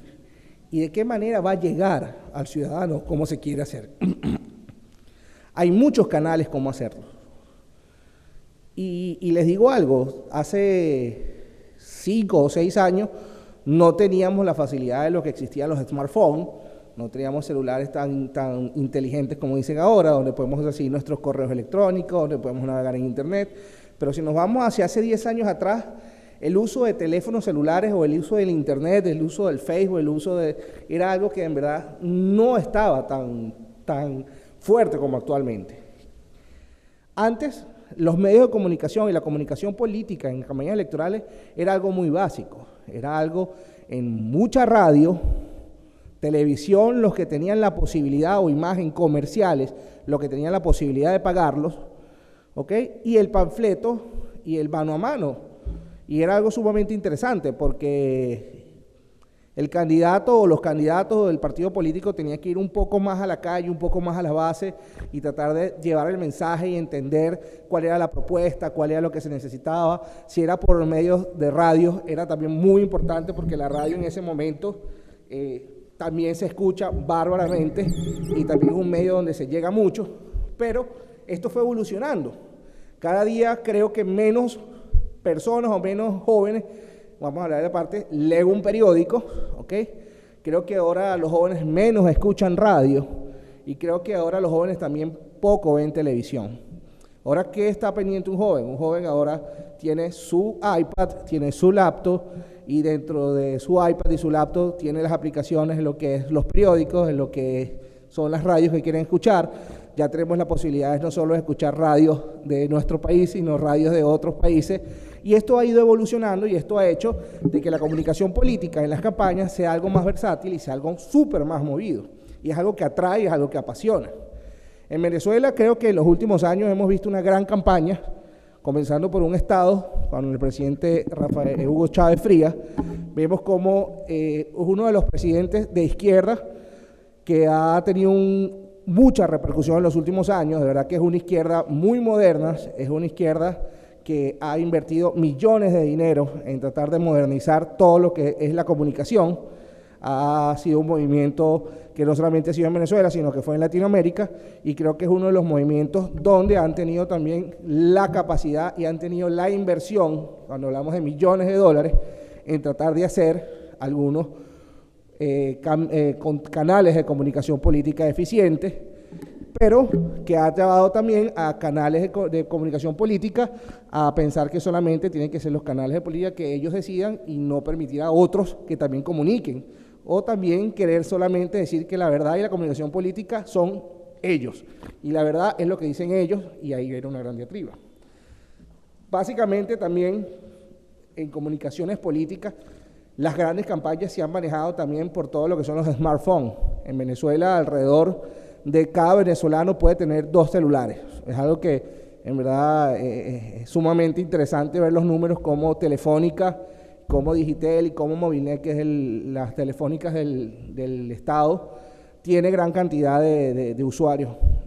Telefónica puede llegar a tener casi 14 millones de usuarios, y ya casi esos 14 millones de usuarios, el 60 o el 70% son teléfonos inteligentes.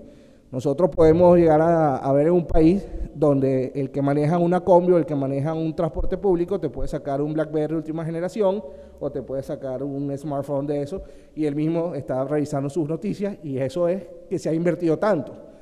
Vemos como el presidente Chávez en Twitter llegó a sobrepasar los 4 millones de seguidores y fue uno de los presidentes y los líderes políticos con más seguidores de América Latina. Luego viene seguido por Enrique Capriles Radosky, y vemos también cómo todas las campañas se llevaron a un alto nivel en comunicación, no solamente en televisión, sino en lo que eran los canales YouTube, en lo que eran las páginas web, lo que era el Twitter, lo que era el Facebook, lo que era el Instagram, lo que era todo lo que se ha venido manejando. Y nos ponemos a ver cuando antes, vamos a hablar hace 6 años atrás, todavía estábamos en comunicación política en medios alternativos con el Messenger, o sea, algo que ya no existe, algo que en verdad ya de verdad es algo obsoleto, creo que hasta lo eliminaron, y hemos visto cómo la comunicación política se ha venido dando. Otro aspecto importante de la comunicación política que hemos visto y que creo que Venezuela ha sido vanguardia en eso es el mensaje. O sea, cada candidato, cada sector político busca a los mejores comunicadores políticos para hacer de su mensaje, hacer de su programa y hacer de lo que ellos quieren transmitir llegue de la mejor manera, dirigido a quienes ellos quieren, y que esas personas difundan este mensaje y así obtener la mayor cantidad de seguidores. Sin duda alguna, un gran comunicador, el presidente Chávez. Creo que aparte de que es un buen orador, una persona que tenía todos los medios de comunicación para él, tanto públicos como privados, tenía más de 8 o 9 horas diarias que podía hablarle al pueblo, y vemos cómo sus discursos y cómo su comunicación era muy bien estructurada, era muy bien llevada y era muy bien puesto en escena. También vemos grandes oradores en otros países, como podría ser Alan García, también podría ser un gran orador, que se dice que es un gran orador. Es decir, la comunicación política en Latinoamérica y en específico para los jóvenes es algo que está llamando mucho la atención, porque es un tema que podemos manejar y es un tema que tiene muchos aspectos y mucha importancia y mucha influencia donde todos podemos hacer. La comunicación política, me gustaría tocar un plano en cuanto al medio. Ahorita cuando un candidato a concejal, a presidente de región o al gobernador, como sería en mi país, a congresista o a diputado, lo primero que empieza a trabajar es la comunicación política. Es a qué sector le quiere llegar, a qué personas le quiere llegar, hacia qué público va dirigido, en qué momento va a llevar la comunicación y sobre todo cuáles son los medios que lo va a utilizar. En Venezuela, lamentablemente, televisión, no tenemos canales privados que puedan transmitir alguna publicidad de algún candidato de oposición, debido a que los canales han sido unos cerrados, otros han sido comprados por personajes llegados al gobierno y no tenemos.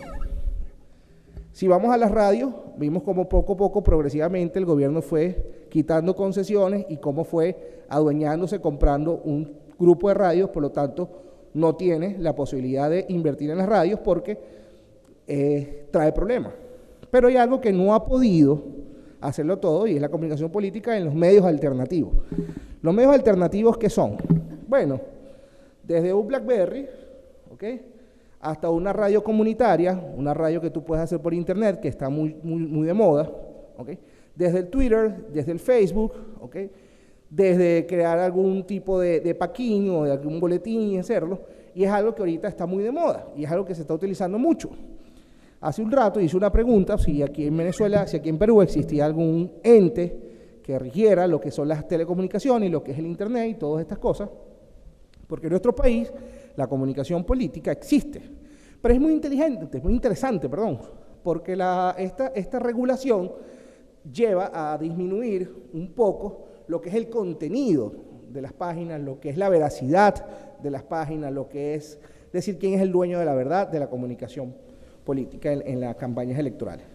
Y esto ha llevado a que el venezolano desarrolle todo lo que son la comunicación en campañas electorales de una manera muy fácil y una manera donde hemos aprendido a difundir en masa por medios alternativos. Ya que la televisión, aparte que no la tenemos, es un poco costosa, y creo que aquí también lo es, un minuto en televisión, en RPP o en Canal N puede costar una millonada. Nosotros hemos aprendido y hemos estado haciendo muchas investigaciones y estudios cómo empezar a hacer por un canal YouTube o por un canal de internet, o podemos empezar a cómo crear informaciones virales, que es la información de que podemos mandar por un mensaje de texto, podemos mandarlo por un Twitter, podemos mandarlo por un pin, podemos mandarlo, y de esta manera la comunicación que nosotros queremos hacer, el mensaje que queremos hacer, el mensaje que se construyó, empieza a llegar. Y también ha dado mucho efecto. En Venezuela se estima que alrededor de 12 millones de personas utilizan las redes sociales. Ya no es tanto el Facebook como en otros países, pero es el Twitter. Y se dice que estamos entre uno de los primeros 10 países del mundo en que utiliza Twitter. ¿Okay? Esto es algo que, ¿verdad?, se mueve muy rápido, es algo que la información va y viene, es algo que la información, al colocarlo ya a la hora, puede ser un trending topic, ya un hashtag que se puede utilizar, puede hacerse de una gran manera, y es algo que ha evolucionado mucho. Y la última campaña electoral fue algo interesante porque nosotros, desde nuestro comando, el hashtag era siempre relacionado a lo de nosotros, que era sobre hay un camino, que era nuestro lema, ¿okay?, y era para difundir todas las propuestas, dónde estaba nuestro candidato, debido a que no teníamos la posibilidad de salir en vivo, ni teníamos la posibilidad de salir en un canal. Pero vemos cómo la creatividad en comunicación electoral es importante, donde el Estado, el partido de gobierno, también tenía una muy buena equipo de comunicación en campaña electoral y crearon algo que se llamaba la tropa. Y tropa quería decir que todo lo que el gobierno saliera de información de campaña, ¿okay?, salía en las redes sociales con hashtag tropa.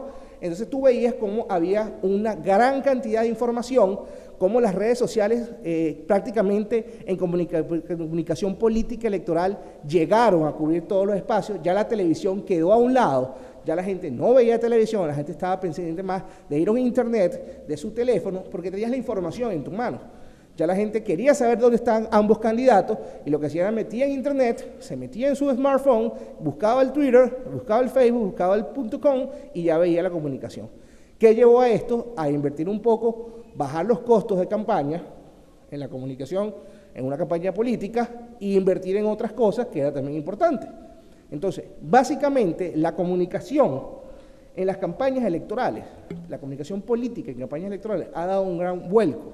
Y es importante que nosotros sepamos que hay que atacarlo, porque a lo mejor ahorita está de boom esto, pero no sabemos en qué nos viene dentro de 6 años.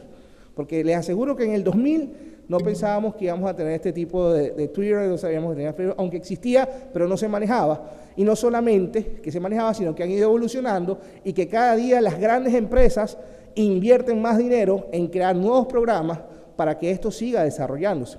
Entonces la comunicación política en las campañas electorales es algo que ha evolucionado, es algo que se estudia, es algo que sin duda alguna es un gran debate. En la ponencia del amigo Cristian vimos como él mostró algunas imágenes y se veía, o sea, ese es el juego de cuál de mi imagen impacta más, cuál de mis redes sociales, cuál de mi red interna de comunicación, cómo organizo, porque es algo sumamente importante en la campaña, en la comunicación en campañas electorales, no solamente es crear el mensaje, sino cómo va a ser difundido ese mensaje, es algo que tiene que sentarse y programarse, tiene que haber gente que es experta en eso y tú ir formando no solamente a los grandes, sino que tienes que ir a las bases sociales, a los partidos políticos regionales, municipales, a tus cuadros de líderes y empezar a saber de que esta es la campaña, esta es la comunicación que existe y de esa manera ir trabajando y de esa manera ir logrando lo que se quiere. ¿Qué es lo importante de esto? Que todo el mundo estaba comunicado. En un sistema donde un gobierno dijo, se nos ataca demasiado, se nos dice que se nos sataniza, dicen que somos lo peor, entonces nosotros como no podemos permitir que esto sea, entonces vamos a empezar a bloquear los canales grandes, un canal de televisión, un periódico, una radio, pero no se dio cuenta de que había medios alternativos que podían ser tan poderosos o más poderosos en su espacio y cómo se maneje como la línea o como un medio alternativo. Es algo interesante.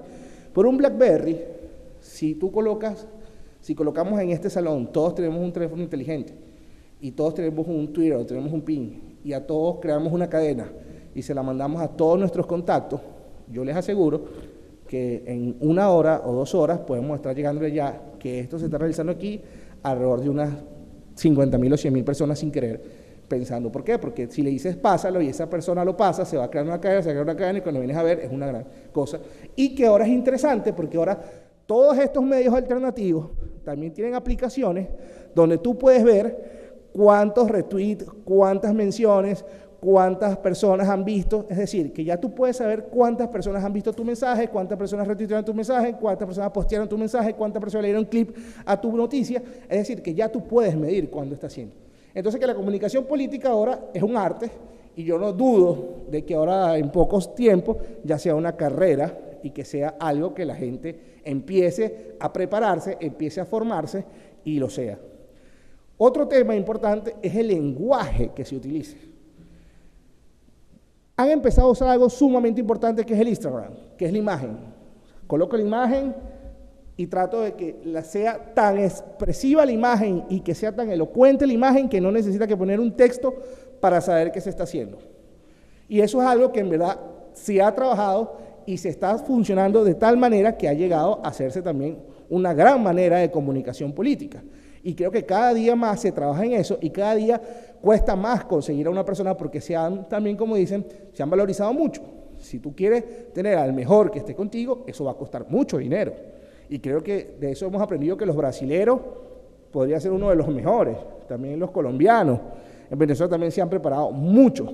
Pero lo importante es de que esta comunicación en campañas, comunicación política, campañas electorales, tenga que llegar a un medio y que logremos entender de que la comunicación política tiene que ser algo que de verdad llegue, de que el mensaje se logre dar.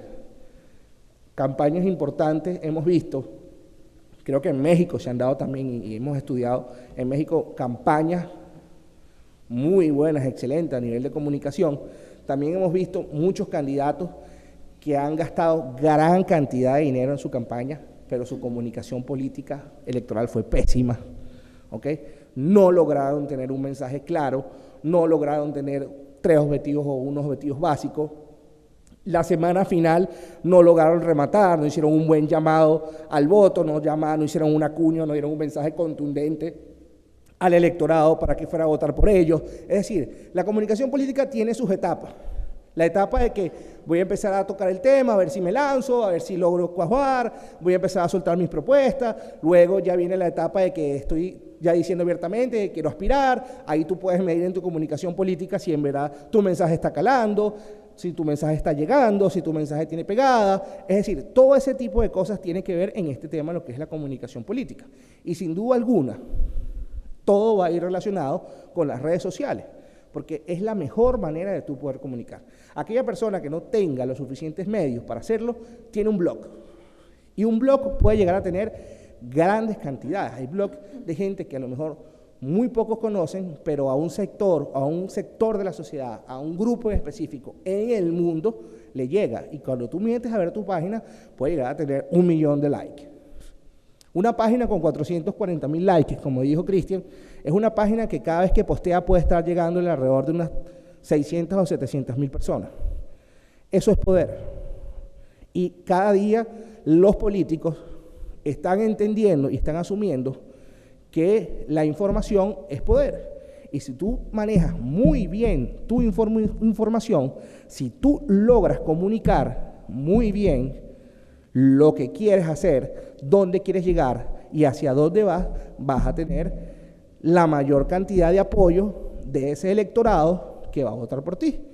Y es por eso que vemos cada día como un comercial de un candidato o aspirante a algo está tan bien elaborado, está tan bien diseñado y está tan bien estructurado que cuando tú lo ves, a lo mejor no es de tu tendencia política o no es tu candidato, pero tú dices que te gusta. Tú dices que qué buen comercial es, el mensaje no me gusta, pero está muy bien elaborado, y empieza a darse el boca a boca que tú crees que es el que se da y es el que se llega. Para ir terminando, creo que, por último, puedo decir que este tema es mucho más amplio, este tema tiene muchas más vertientes donde podemos conversar, pero lo que sí les puedo decir es que siempre lo que queramos hacer, desde nuestra relación con pareja, como pareja, con nuestra familia, con nuestros hijos, con nuestros jefes, con nuestros compañeros, con nuestros hijos, con todos, si no tenemos una buena comunicación, todo lo que podamos transmitir y todo lo que queramos hacer no va a llegar. Y tenemos que empezar a trabajar a que la comunicación es más allá de hablar. La comunicación sin duda es transmitir, y transmitir de forma efectiva. Así que muchas gracias y buenas noches, espero poder verlo en otra oportunidad. Gracias. Bueno, ¿alguna pregunta para Juan Daniel? Muy bien.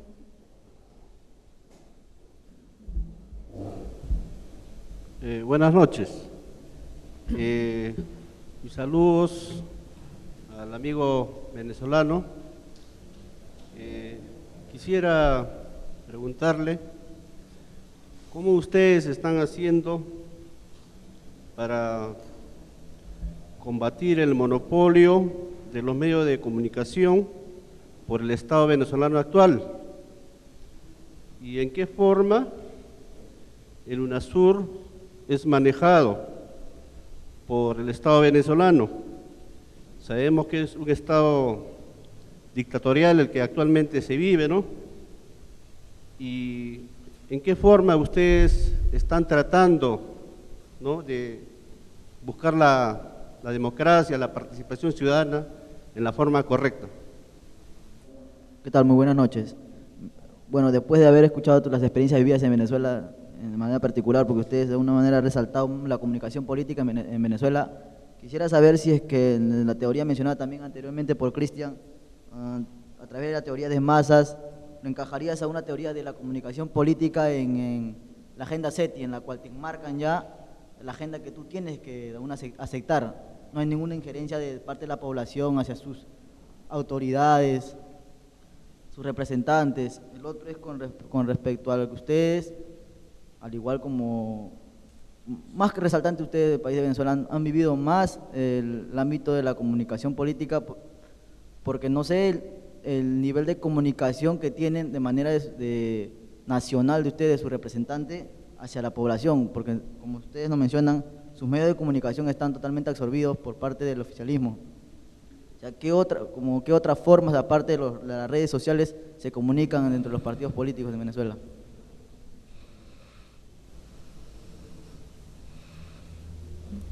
Buenas noches. quería preguntar sobre el tema de, usted habló de cómo se utilizan los medios alternativos como el Twitter, que son muy importantes en Venezuela, pero comparándolo las redes sociales para las elecciones, en el caso peruano, si son tan importantes como el caso venezolano, como usted resaltó. Quería saber cómo era, o sea, por ejemplo aquí en Perú, si bien cada vez hay más jóvenes usando Twitter y Facebook, la mayoría pues no necesariamente están siguiendo a cuentas que tengan, digamos, relacionadas a temas políticos o sociales, ¿no? La mayoría de, digamos, los trending topics en Twitter son sobre programas de televisión o sobre cuestiones coyunturales. No sé si esa situación también se daba en Venezuela, y si así era, pues si ustedes tenían estrategias para, digamos, captar esta masa en redes sociales que no está necesariamente interesada en los temas políticos, o simplemente tenían estrategias digamos, de recibirlos y trabajar en base a ellos, o buscaban migrarlos y que también se interesen en sus cuentas, ¿no? Mira, nosotros en Venezuela ya entendemos que la política es un juego, ¿ok? Que es el que sea más astuto, el que en verdad logre llegar al corazón del pueblo, el que logre abrir los ojos, es el que gana, el que invierta más tiempo y el que invierta también más dinero y el que lo invierta bien. Aunque suene rudo, lamentablemente así es en nuestro país. ¿Ok? Un país donde las instituciones de verdad están secuestradas. Les voy a dar un ejemplo. Imagínense que en mi país el que fue el director o el presidente del Consejo Nacional Electoral, al terminar las elecciones presidenciales, 6 o 7 meses después vinieron unas elecciones municipales y él fue candidato por el partido del gobierno a la alcaldía más grande que tiene Venezuela, que es la alcaldía de Caracas. O sea, por ahí ya tú puedes ver si existe algo. O sea, yo no puedo entender si un ente imparcial, una persona imparcial, que fue el que estuvo al frente de unas elecciones y el que tenía que mostrar neutralidad, a los 6 meses es candidato y sale militando con una camisa del PSU, una bandera del PSU, ahí es donde nosotros podemos ver si hay secuestro o no de los poderes. ¿Cómo podíamos confiar nosotros en que esa persona que era militante del PSUV algún momento iba a respetar algún tipo de resultados? Pero nosotros de verdad ya entendimos que, bueno, esas cosas pasan y nosotros seguimos luchando. ¿Cómo vamos a rescatar la democracia? Con lo que estamos haciendo en los ciudadanos. Como dice, cuando uno va a la guerra, dice mar, aire, tierra. Nosotros estamos haciendo lo mismo. O sea, en todos los aspectos y en todos los lugares donde nosotros podamos ir y nombrar nuestra propuesta y llevar nuestro mensaje, ahí estamos. Donde hay 2 personas, ahí estamos nosotros. Donde hay algún movimiento, donde existe alguna congregación, donde existe algún colectivo, ahí estamos nosotros. Debatiendo, ahí estamos nosotros. Trabajando, ahí estamos nosotros. Llevando nuestras ideas y día a día llevando más a lo que siente el pueblo, día a día sintiendo más lo que quiere el venezolano, día a día queriendo un cambio, y lo hemos estado haciendo. Y es por eso que vemos que todos los años sumamos cada día más votos. ¿Ok? Porque también lo importante es sumar más votos, pero también hay más electores. Nosotros sumamos en porcentaje, y las últimas elecciones, que aunque son dudosas, tan solo se perdieron por 214.000 votos, cuando hace 5 meses atrás el presidente Chávez las había ganado por más de 1 millón de votos. Es decir, escalar, es trabajar, es hacerlo, es no darse por vencido. Ante la adversidad, que nada nos detenga. Todos los días hay que trabajar, todos los días hay que luchar. No podemos pararnos ni de seguir como éramos. Pasamos mucho tiempo una generación política que lo que hacía era quejarse, que lo que hacía era nuevamente denunciar y no proponer.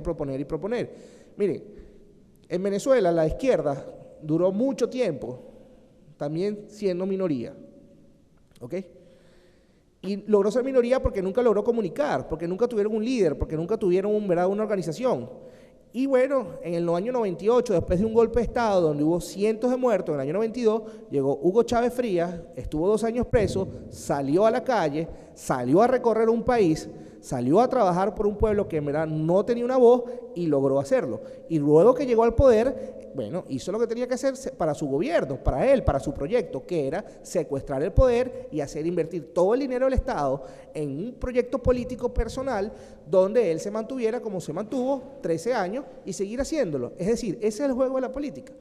Es decir, ¿Qué tenemos que hacer nosotros, los que pensamos distinto? Bueno, entender que en Venezuela no puede haber una reelección indefinida. En Venezuela ustedes sabían que un presidente de la República puede ser electo cuantas veces él se presente, ¿ok? Es algo que en verdad nosotros no lo queremos. Nosotros ganamos una reforma en el 2007 cuando estábamos en el movimiento estudiantil, fui parte de ese movimiento estudiantil, que sin tener un Twitter, que sin tener un poco Facebook, sino tener ganas, tener coraje y tener ímpetu, salimos a la calle a convencer al pueblo de que si él en el año 2000 creó la mejor constitución de América Latina, porque luego de 7 años quería reformarla solamente para que él pudiera ser presidente cuantas veces quiera. Y es decir, estamos trabajando todos los días, nosotros no nos detenemos, nosotros no seguimos ese juego de solamente quejarnos, seguimos trabajando en pro y seguir haciéndolo y haciéndolo. Miren, en Venezuela la desigualdad en cuanto al poder ciudadano es algo bastante fuerte. Y más adelante hay una pregunta donde yo voy a poder explicarlo en qué sentido.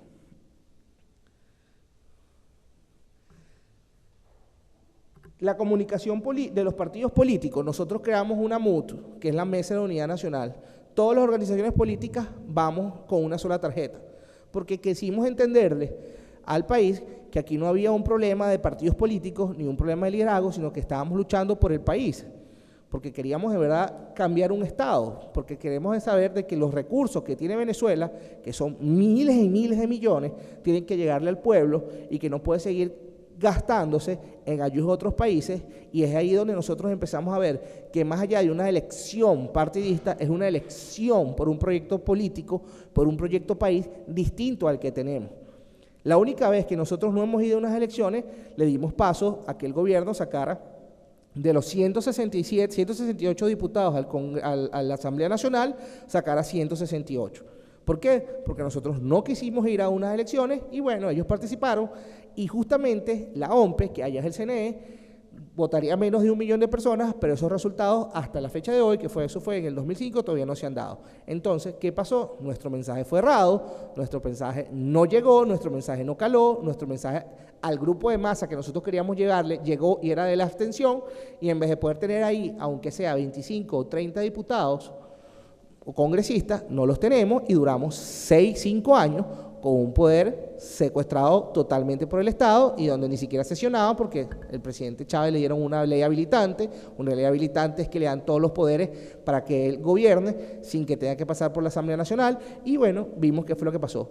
Y empezamos a construir un mensaje político, una comisión política de decir de que había que incorporarse, de que había que volver a los partidos políticos, de que la vida política no acababa, de que todavía existía una propuesta distinta a la que teníamos y ahí fuimos empezando a crecer hasta llegar a poder estar a tan solo 200.000 votos que nosotros creemos que en cuanto a las condiciones que se dieron, nosotros no podemos hacerlo. Mire, algo tan sencillo, los canales del Estado, que son casi 8, no invitan a un personaje de la oposición.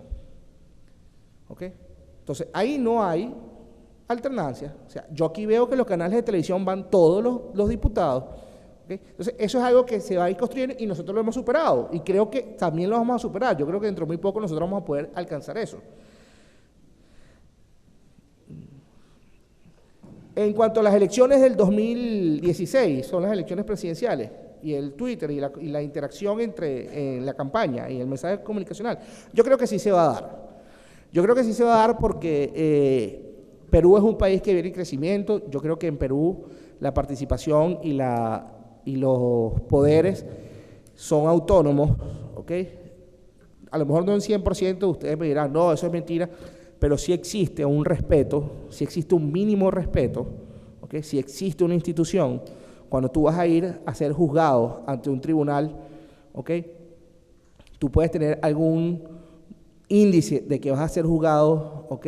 Con justicia, ¿ok?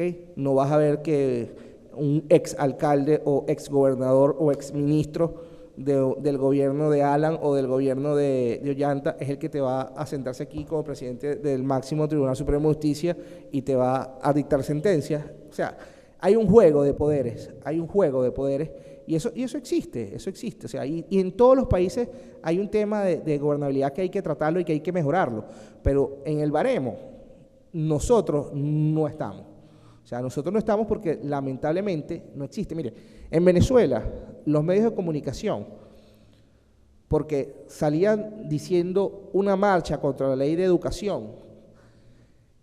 El CONATEL, que es el que rige los medios de comunicación y los internet, televisión, radio, colocó una multa a un canal de televisión llamado Globovisión porque estaba incitando al odio y eso dañaba a la mente de los niños y adolescentes. ¿Okay? Y ese canal fue multado. ¿Okay? Entonces pongamos de que de verdad el mensaje y la comunicación del grupo de la oposición fue una comunicación de verdad brava, una comunicación fuerte, ¿ok? Pero es que teníamos en un canal del Estado a una persona que se llamaba Mario Silva, que no era comunicador social, y tenía un programa en el canal del Estado de las 9 de la noche hasta las 12 de la noche, donde llamaba con groserías, con vulgaridades, con odio, a todo lo que le diera la gana. Y a él no había nadie, ningún tribunal, no había nada. Creo. Y si pueden hacerlo, métanse en YouTube, que nosotros no decimos mentira, métase en YouTube, ponga Mario Silva Venezuela y vea cómo eran los programas y se va a dar cuenta que si aquí existiera un programa así, yo creo que traería consecuencias. ¿Por qué los jóvenes no siguen los canales? Bueno, es lo que yo di, es lo que lo traté de expresar. En Venezuela, la vida era normal. ¿Okay? Un joven de 18 años, 16 años, o una ama de casa, no tenía que preocuparse en la parte política, informativa y eso, porque no afectaba su vida diaria. No afectaba su vida diaria. ¿En qué puede afectar la vida diaria de la política del gobierno actual a la de una madre? Bueno, muy sencillo. De que está escuchando una televisión o le llega una circular a su colegio donde le dice: señores representantes, un saludo bolivariano, antiimperialista, camarada, les explicamos y les decimos que de ahora en adelante el niño tiene que venir vestido con el nuevo uniforme que es verde oliva y que será vendido a partir del lunes que viene y tendrá práctica premilitar porque tenemos que enseñarlo a la defensa de la nación en pro de que no vamos a ser invadidos. Entonces esa madre, diciendo no puede ser esto, en lo que va al colegio, le dicen: sí señora, mire, ahora en adelante su hijo va a venir con un mono verde militar, ¿ok? Y vamos a enseñarle lo que es el nuevo estatuto de la educación bolivariana, socialista, bolivariana, antiimperialista, ¿ok? Y bueno, y de 3 a 6 de la tarde vamos a empezar a su hijo a darle clases de tácticas de guerra porque estamos preparando al nuevo hombre bolivariano, ¿ok? Para prevenir cualquier ataque, cualquier cosa. Entonces, ¿qué pasa? La gente no se sentía distinta, o sea, no había por qué preocuparse. O sea, ahora sí hay por qué preocuparse. ¿Por qué? Bueno, sencillamente porque tú no sabes si la radio que tú escuchas, ¿ok? 107.7 Planeta, porque Grache llega y empieza a decir que a lo mejor Ollanta-Humala no le gusta y que Ollanta-Humala a lo mejor no le parece el presidente más idóneo para el país, o porque a lo mejor le parece que el ministro de Economía es un ministro que maneja mal la economía, entonces viene CONATEL y la cierra. Y le dice al dueño de la radio: mira, ¿sabes qué? A mí no me gusta esa periodista que tú tienes ahí de las 12 del mediodía hasta las 4 de la tarde. Así que tú prefieres o te quito la radio o la botas a ella. Entonces ahora ella va a decir, el dueño de la radio va a decir: mira, este es mi negocio, ¿ok? Lamentablemente te comiste la luz, no le gustaste el Estado, mi negocio es este, por favor, tienes que irte ahora. Ese Grache llega y dice: bueno, está bien, no hay problema, ahora yo abro una radio por internet y ahora hago mi programa por Twitter, Facebook, live stream y lo hago. Entonces ahora tú ves que el gran público que veía de 12 a 4 de la tarde a Grache, va y le escucha ahora por live stream, por YouTube y lo hace. Y lo importante no es que solamente es nosotros, es que también gran personas que se sienten identificados con el gobierno hacen lo mismo.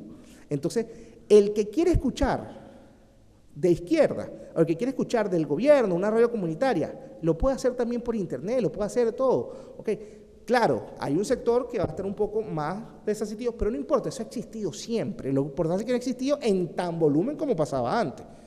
Entonces, por eso es que ahora todo el mundo cree que por medio del Twitter puede saber más rápido lo que está pasando y lo que puede hacer. Un ejemplo final. Mire, en Venezuela no se dice cuántas personas mueren. ¿Ok? Y en Venezuela, los estudios de otros países, los chilenos, los españoles, el que va y hace un estudio, dice que pueden morir entre 40 y 50 personas diarias en Venezuela por víctimas del AMPA. ¿Ok? Pero ningún canal del Estado, ni ningún medio oficial del Estado lo dice. ¿ok?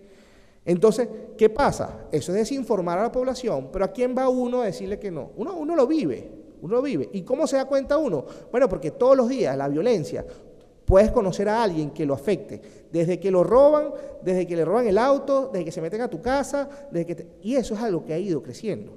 Entonces, ¿qué pasa? Si no informan eso, no informan muchas otras cosas. Entonces, los medios alternativos y el pueblo ha buscado la manera de hacerlo también, y es una cosa que hay que hacerlo. Y mire, tengo muy buenos amigos en el gobierno, ¿ok? Porque el diálogo tiene que existir, porque creo que eso es una de las cosas que nuestra generación ha rescatado, ¿ok? Los problemas que pudieron haber pasado hace 20 años, 30 años, 40 años atrás, no puede ser la diferencia en que tú y yo, que seamos jóvenes, que seamos generacional, que estamos en un salón de clase, nos tengamos que gritar, nos tengamos que dar golpes, y tengamos que dejarnos hablar y odiarnos por eso. Entonces, básicamente, la comunicación en los medios alternativos llegó a que el mensaje de la información veraz llegue a las personas que tú quieras. Entonces, por eso, el que tenga un camión, ¿verdad?, va a meterse en Traffic Valencia o Traffic Caracas y va a ver cuánta gente falta y todo. Entonces, los medios alternativos, mientras más necesarios sean, o más necesidad, o más falta de información por los canales regulares falten, van a llegar. Y es por eso que estoy seguro que aquí, en un poco tiempo, van a llegar y van a hacer algo sumamente más moderno, y ustedes van a ser también un país en punta, porque tengo un país en democracia y que están trabajando para que su democracia sea más participativa, comunicativa, y que sea de verdad una democracia total. Muchas gracias. Muchas gracias, Juan Daniel. Bueno, le doy pase acá a nuestro ponente. Gracias, Fiorella. Queremos agradecer a Juan Daniel Tapia. Él es exsecretario de Juventudes del COPEI Venezuela y miembro del Comité de Movilización Simón Bolívar de Enrique Capriles, y a nuestra moderadora Fiorella Manchego, quien es miembro de la Red de Jóvenes Afrodescendientes Ashanti Perú. Quiero con esto invitar al señor Julio Montalvo para que dé por clausurado nuestro conversatorio del día de hoy. Señor Julio. Solamente quería reiterar mi agradecimiento a la presencia de todos ustedes, invitarles al evento del día 24, y sí quiero hacer una reflexión por la casa en la que estamos. Esta es la Escuela Electoral del Jurado Nacional de Elecciones, es una casa neutral. Me parece que el tema era los medios de comunicación. Sí, estoy un poco consternado porque he sentido que de alguna manera se ha planteado la realidad política de un país, y tal vez este no es el ámbito. Ya esta es una casa más académica, donde hacemos reflexión con menos contenido ideológico. Creo que todos tienen la libertad de promover sus ideas, ya, pero esta casa lo que genera son herramientas para la promoción de las ideas, pero no es una casa en la que se propagan esas ideas, porque este es un organismo electoral, es un organismo neutral. Vamos a cuidar que el debate sea totalmente neutral, el debate que va a haber el día 24, con los jóvenes que lo están organizando. Vamos a cuidar mucho de la metodología, porque nos preocupa mucho que se refuerce justamente el enorme prestigio que tiene el Jurado Nacional de Elecciones por ser un ente electoral, rector del sistema electoral, por la neutralidad que implica el Jurado Nacional de Elecciones, y queremos que el conversatorio del día 24 les dé igual oportunidad a todos los jóvenes que están siendo candidatos a regidores, para poder presentar sus propuestas. Más que un debate, es un conversatorio entre candidatos. Y bueno, vamos a trabajar mucho la metodología para brindar la mayor neutralidad posible, y conversar también con las personas que van a participar, sobre todo en este tema de mantener la neutralidad, de entender que esta casa es una casa neutral en la que no se hace propaganda política. Muchas gracias.